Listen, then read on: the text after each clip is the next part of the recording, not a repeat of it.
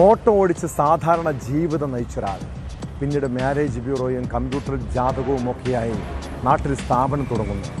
ഇതിനിടെ ഇയാൾ വിദേശത്ത് പോയി മടങ്ങിയെത്തിയതിന് പിന്നാലെ ജ്യോത്സ്യത്തിൻ്റെ വേഷത്തിൽ നാട്ടിലും സമൂഹ മാധ്യമങ്ങളിലും നിറയുന്നു. ലക്ഷക്കണക്കിന് ആളുകളെ സ്വാധീനിച്ചിരുന്ന അതേ വ്യക്തി ഇന്ന് പോക്സോ കേസിൽ അറസ്റ്റിലായതോടെ ജ്യോത്സ്യത്തിൻ്റെ തനി നിറം പുറത്തുവരികയാണ്. പൂജയ്ക്കെത്തിയ 16-കാരിയോട് ലൈംഗികതിക്രമം കാട്ടിയ കേസിലാണ് കൊട്ടാരക്കര വെണ്ടാർ സ്വദേശി മുരാരി തന്ത്രി എന്നറിയപ്പെടുന്ന രാജൻ ബാബുവിനെ പോലീസ് അറസ്റ്റ് ചെയ്തത്. ഇയാൾ പൂജയുടെ പേരിൽ കൂടുതൽ പേരെ ചൂഷണം ചെയ്തിട്ടുണ്ടെന്നാണ് സംശയം.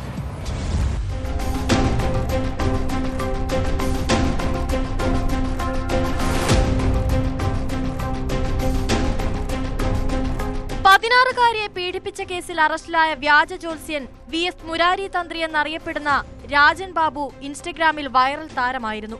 നാട്ടിൽ ഓട്ടോറിക്ഷ ഓടിച്ചിരുന്ന ഇയാൾ വിദേശത്ത് പോയി തിരിച്ചെത്തിയതിനു ശേഷമാണ് പൂർണ്ണമായും ജ്യോതിഷത്തിലേക്ക് തിരിഞ്ഞതെന്ന് നാട്ടുകാർ പറയുന്നു.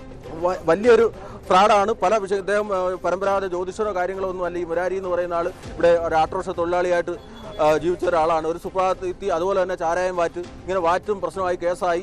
അതുപോലെ തന്നെ അന്ന് തന്നെ ഓട്ടോറിക്ഷ ഓടിക്കുന്ന സമയത്തും പല സ്ത്രീപീഡന കേസുണ്ടായി. നാട്ടുകാരെല്ലാം കൈവക്കി ഒരുപാട് അടിയൊക്കെ കൊണ്ട് ഇദ്ദേഹം കുറേ നാൾ ഒളിവിലായിരുന്നു. അതിനുശേഷം ഏതോ വിദേശ രാജ്യങ്ങളിലൊക്കെ പോയിട്ട് തിരിച്ചു വരുമ്പോൾ അറബികളെയൊക്കെ പറ്റിച്ച് തിരിച്ചു വന്നിട്ട് ഇവിടെ ജ്യോതിഷനായിട്ട് ജ്യോതിഷൻ മാത്രമല്ല, ഇദ്ദേഹം വലിയ തന്ത്രിയാണെന്നാണ് പറയുന്നത്. വലിയ ബോർഡൊക്കെ വെച്ച് ഇവിടെ സമൂഹ മാധ്യമങ്ങളിലൂടെ ജ്യോതിഷവും മന്ത്രവാദവും പ്രചരിപ്പിച്ച് നിരവധി ആളുകളെ സമീപിച്ചായിരുന്നു ജ്യോതിഷാലയം നടത്തി വന്നിരുന്നത്. കഴിഞ്ഞ ദിവസം ബാധ ഒഴിപ്പിക്കാമെന്ന് വിശ്വസിപ്പിച്ച് അമ്മയ്ക്കൊപ്പം എത്തിയ പെൺകുട്ടിയെ മുറിയിലേക്ക് വിളിച്ചു കയറ്റി അതിക്രമം നടത്തുകയായിരുന്നു. വിവരമറിഞ്ഞ് പോലീസ് എത്തിയെങ്കിലും ജ്യോത്സ്യൻ ഒളിവിൽ പോയി. തുടർന്ന് നടത്തിയ അന്വേഷണത്തിൽ പോലീസ് ഭരണിക്കാവിൽ നിന്നാണ് പ്രതിയെ പിടികൂടിയത്.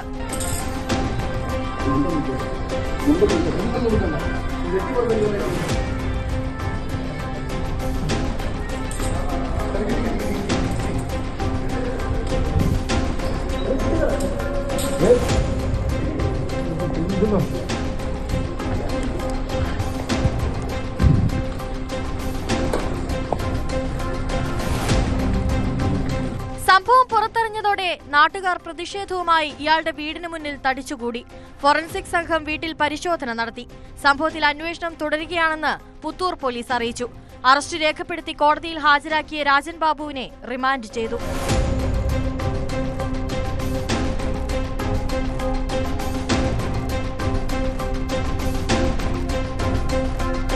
ന്യൂസ് 18 കൊട്ടാരക്കര. കൂടുതൽ വാർത്തകൾക്ക് news 18 Keralam YouTube channel subscribe ചെയ്യുക.